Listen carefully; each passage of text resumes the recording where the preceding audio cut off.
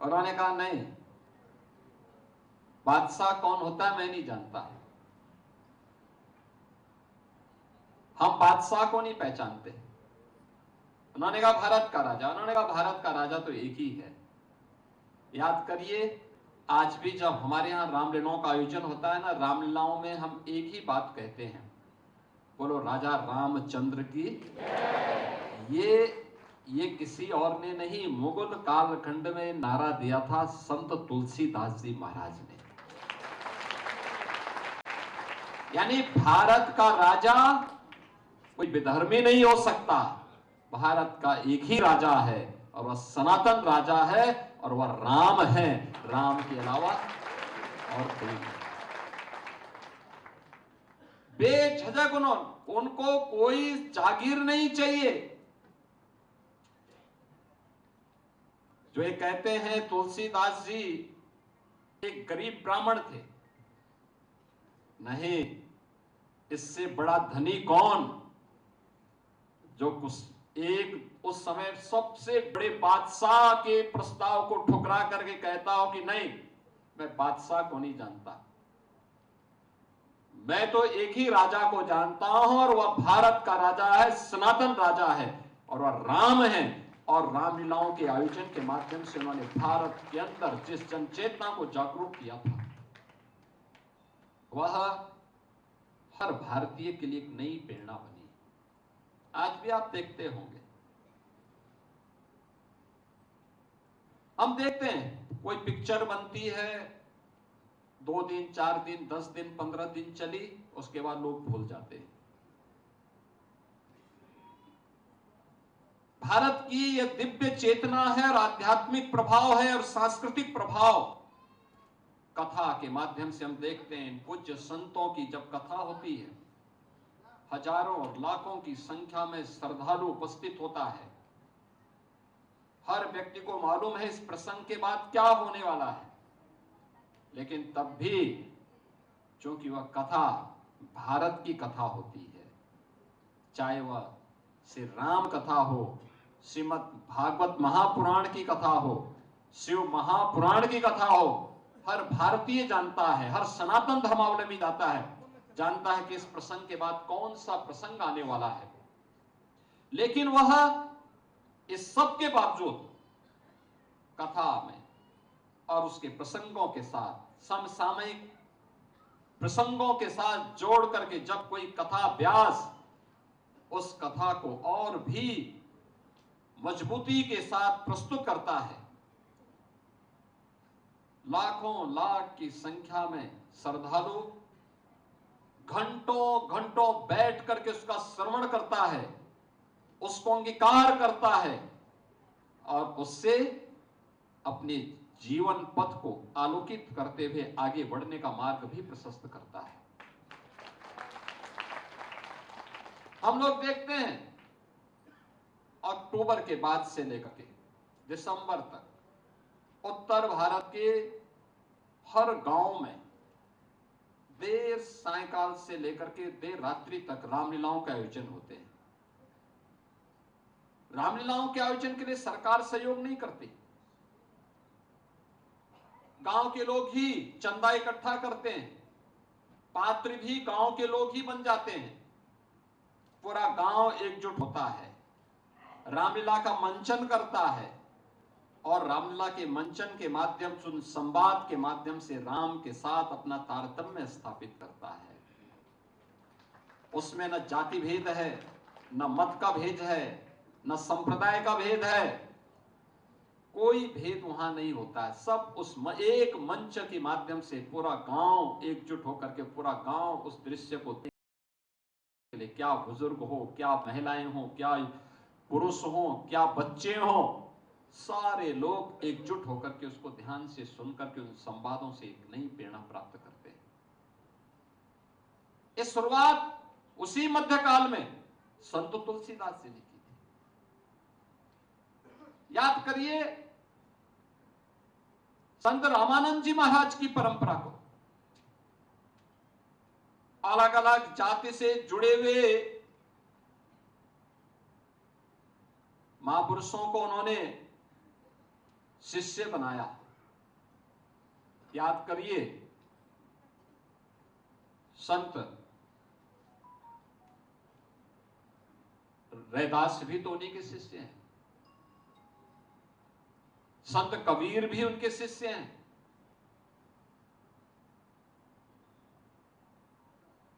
उन्हीं की परंपरा में 22वीं पीढ़ी में जगत गुरु मूलकदास जी महाराज का आविर्भाव भी होता है। ये हमारी वह परंपरा है जिस परंपरा ने भारत के बारे में सोचा है, अपने पंथ के बारे में नहीं, संप्रदाय के बारे में नहीं, सनातन धर्म के बारे में सोचा है, भारत के बारे में सोचा है। और तब भारत भारत बना है, तब भारत उन झंझावतों से मुक्त हो पाया है।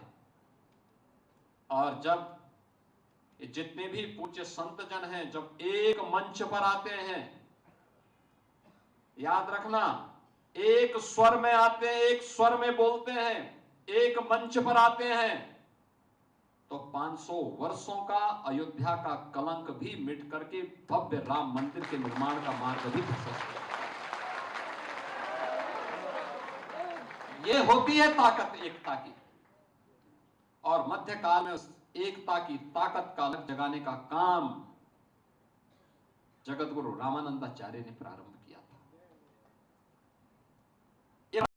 था। वहां से शुरू होती है, जाति पाति पूछो नहीं कोई, हरि को भजे सो हरि का। ये वही परंपरा है और उसी परंपरा को आज नमन करने के लिए मैं यहां पर विशेष रूप से आया हूं।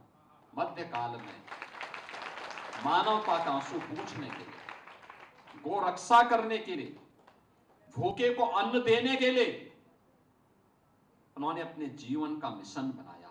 और उस मिशन के तहत उन्होंने जो उपदेश दिए उस समय कितना दिव्य है। उन्होंने कहा, अपना सा दुख सबका जाने, दास मूल का ताको माने। यानी जो व्यक्ति दूसरे के दुख को अपना समझता है वही सच्चा ज्ञानी है। यही जगत गुरु मूलकदास जी की प्रेरणा भी है। सब हिन के हम सबे हमारे, जीव जंतु मोहि लागे प्यारे। यही तो है भारत के दिव्य संतों की परंपरा, जीव मात्र के प्रति करुणा का भाव। यही है भारत के संतों की परंपरा। और उसी परंपरा को, जिस परंपरा में आज यहां पर 451 वर्ष पहले जो दिव्य ज्योति प्रयागराज की धरती में प्रकट होती है, लेकिन अपनी ज्योति से संपूर्ण भारत को आलोकित करती है। ब्रजभूमि में आकर के उन्होंने वैष्णव परंपरा का अलग जगाने का दायित्व तो अपने हाथों में लिया। आज 451 वर्ष हो गए हैं, लेकिन जब मैं जगत गुरु पूज्य मूलकदास जी महाराज की दिव्य समाधि का दर्शन कर रहा था, कितना दिव्य तेज है। 451 वर्ष के बाद भी उनके प्रकटीकरण का और उनके दिव्य समाधि लेने की तिथि एक है, वैशाख कृष्ण पंचमी। और वैशाख कृष्ण पंचमी के दिन आज जब मुझे वहां पर दर्शन करने का सौभाग्य प्राप्त हुआ, वह तेज वहां पर उसी रूप में मुझे देखने को मिला। यह है दिव्य साधना का प्रभाव। और दिव्य साधना को आज मुझे भी इस पर देखने को अवसर प्राप्त हुआ। बहनों और भाइयों, वैसे भी हमारी ये ब्रजभूमि श्री कृष्ण कन्हैया और राधा रानी के दिव्य तेज से आलोकित है। यहाँ के तो रज रज में श्री राधा रानी और कृष्ण कन्हैया का दर्शन हर सनातन धर्मावलंबी करता है। हम सब आलोकित होते हैं, एक नई प्रेरणा प्राप्त करते हैं, एक नया ओज हम सबको प्राप्त होता है। यहां के दिव्य तीर्थ मथुरा है, वृंदावन है, बरसाना है, गोवर्धन है, गोकुल है, नंदगांव है, ये सभी हम सबके लिए एक नई प्रेरणा है, बलदेव है। और इसीलिए ब्रज तीर्थ विकास परिषद का गठन करके इन सभी क्षेत्रों में यहां की परंपरा को संरक्षित करते हुए कुछ हो सके अपनी विरासत का संरक्षण करते हुए पूज्य संतों के मार्गदर्शन में उसके उन्नयन के लिए कुछ हो सके, तो ये डबल इंजन की सरकार कुछ अपने स्तर पर प्रयास कर रही है। क्योंकि हमारा मानना है विकास तभी सार्थक है जब विरासत रहेगी, और इसीलिए दोनों काम एक साथ चल रहे हैं, दोनों कार्य एक साथ चल रहे हैं। हम लोग उन चीजों को ढूंढने का प्रयास कर रहे हैं,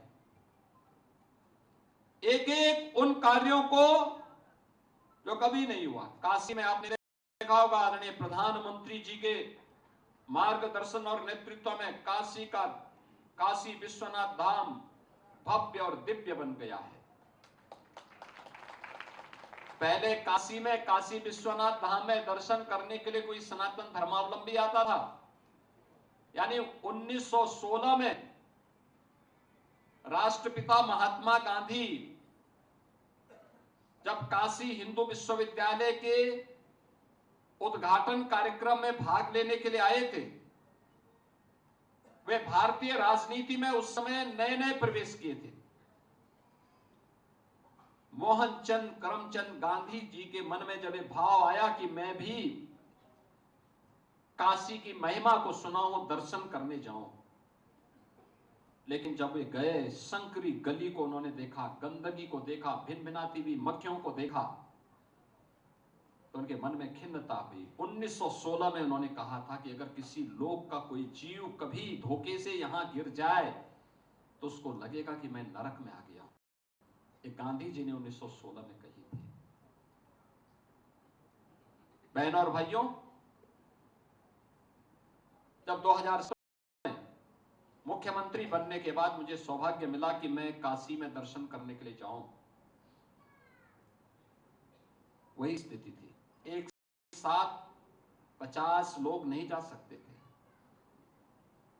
बहुत संकरी गली थी। आज मैं कह सकता हूं कि 50,000 श्रद्धालु एक साथ बाबा विश्वनाथ का दर्शन कर सकता है। यानी 50 से 50,000 तक पहुंचने की जो यात्रा है, यही है डबल इंजन की स्पीड। इसी को कहते हैं गति।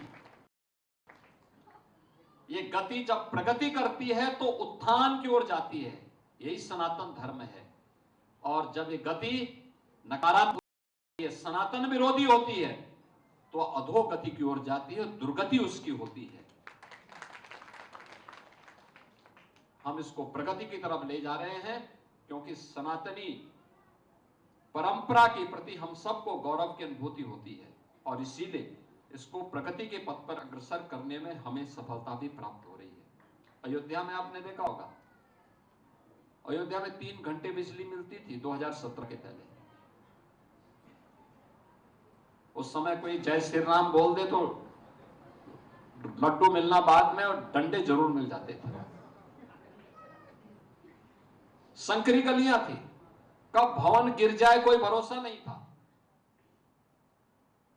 आवागमन के साधन भी सीमित थे। आज आप जाइए अयोध्या में, जहां से आप जाएंगे, आज अयोध्या त्रेता युग की याद फिर से स्मरण करा देती है हमको। हमने त्रेता युग नहीं देखा है, लेकिन धर्म ग्रंथों में जो सुना है, जो उसी प्रकार की अयोध्या बनी है, और इन पूज्य संतों की साधना का, इनके संघर्ष का प्रताप है। मैंने जो बताया ना कि संत एक मंच पर आए और एक स्वर में बोले, 500 वर्षों का कलंक मिट गया। अयोध्या में राम मंदिर का, भव्य राम मंदिर का निर्माण हो गया। अगर संतों की एकता में इतनी ताकत है, तो पूरा सनातनी अगर एकजुट होकर के अपनी ताकत का एहसास कराना प्रारंभ कर दे, तो कोई भी विधर्मी और विधर्मी की आड़ में उनके जूठन को खा करके हिंदू विरोधी षड्यंत्र रचने वाले भारत का बाल बांका नहीं कर पाएंगे। यही कहने के लिए आज मैं यहां पूज्य संत जगत गुरु मुलकदास जी महाराज की इस पावन जयंती कार्यक्रम के अवसर पर आप सबसे विनम्र अपील करने के लिए आया हूं। ये यात्रा हमें रुकने नहीं देनी है। बिना रुके, बिना थके, बिना डिगे, बिना झुके इस अनवरत यात्रा को चरेवेती के संकल्प के साथ आगे बढ़ाना होगा, निरंतर आगे बढ़ाना होगा। हमारा व्यक्तिगत स्वार्थ सनातन धर्म के मार्ग में और भारत राष्ट्र के मार्ग में बाधा नहीं बननी चाहिए, कभी नहीं बननी चाहिए। मेरा हित देश के हित से बड़ा नहीं हो सकता, सनातन धर्म के हित से बड़ा नहीं हो सकता है। इन पूज्य संतों ने जब अपने व्यक्तिगत हित को, अपने आश्रम के हित को, अपने संप्रदाय और पंथ के हित को एक ओर रख करके सनातन धर्म के बारे में सोचना प्रारंभ किया, तब ये व्यापक जागृति देखने को मिली है, तब यह दिव्य तेज हमें देखने को मिला है, तब ये चमत्कार हमें देखने को मिला है। कई पीढ़ियां गई, अयोध्या में राम मंदिर का दर्शन नहीं कर पाई। हमारी पीढ़ी सौभाग्यशाली है, हमने अयोध्या में राम मंदिर आंदोलन को भी देखा है। हमने अयोध्या में जन्मभूमि को मुक्त होते देखा है, और हम लोग कह सकते हैं कि हमने राम मंदिर के निर्माण को और रामलला की भव्य प्राण प्रतिष्ठा के कार्यक्रम के भी हम सब साक्षी हैं। याद करिए, ये 2026 चल रहा है, 2026 चल रहा है। 1526 में संबल में श्री हरिहर मंदिर को बाबर की औलादों ने तोड़ा था।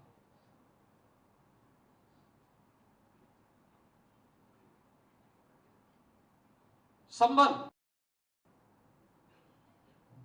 सब कुछ वहां मिट गया था। 67 तीर्थ थे, 19 कूप थे। 1976 और 1978 में दंगे हुए, सैकड़ों हिंदू मार दिए गए। 1995-96 में समाजवादी पार्टी की सरकार में उन सभी दरिंदों के मुकदमे वापस कर दिए गए। मुझे उस परिवार का एक सदस्य मिला, उसने कहा, साहब हमारी प्रॉपर्टी को पूरी तरह लूट लिया गया, हम भाग करके दिल्ली में जान बचा रहे हैं। मैंने कहा, कोई कागज है लेके आ जाओ, आपकी प्रॉपर्टी में फिर से आपको कब्जा कराएंगे, चिंता मत करो। आज मुझे इस बात पर गर्व की अनुभूति होती है कि हमने वहां के 84 पोस्ट के लिए अभी पैसा भी दे दिया है, वहां कर्मा करने के लिए पूरा सड़क बन रहा है। मैंने कहा 2 लेन की सड़क बनाओ, जगह जगह सराय बनाओ, जगह जगह धर्मशाला बनाओ, यात्रा प्रारंभ कराओ। सभी 67 तीर्थ हमने पुनर्जीवित कर लिए हैं। 19 कूपों पर जो कब्जे सब वहां से मुक्त करवा लिए हैं, वापस ले लिए हैं, और उनको हम फिर से कर रहे हैं। याद करिए, 1528 में श्री राम जन्मभूमि मंदिर को बाबर की ही सिपा सालार मीर बाकी ने तोड़ा था, ठीक 500 वर्ष पहले। और 500 वर्ष पूरे नहीं हुए, हमने वापस राम मंदिर को लिया है, भव्य राम मंदिर का निर्माण किया है। यह भारत का गौरव है, और ये तब होता है जब पूज्य संतों का आशीर्वाद होता है, उस प्रकार का नेतृत्व होता है, डबल इंजन की स्पीड होती है, तो ताकत भी इस रूप में हम सबको देखने को मिलती है। आज मेरा सौभाग्य है कि मुझे जगत गुरु पूज्य मुलकदास जी महाराज की इस पावन समाधि का दर्शन करने और उनकी पावन जयंती कार्यक्रम में भाग लेने का अवसर प्राप्त हुआ है। मैं इस अवसर पर उनकी स्मृति को कोटि कोटि नमन करता हूं। आप सबका अभिनंदन करता हूं। पूज्य जगत गुरु द्वाराचार्य पूज्य स्वामी राजेंद्र दास जी महाराज, देवाचार्य जी महाराज को और अन्य सभी पूज्य संतों का भी अभिनंदन करते हुए अपनी वाणी को देता हूं विराम। जय जय श्री राम।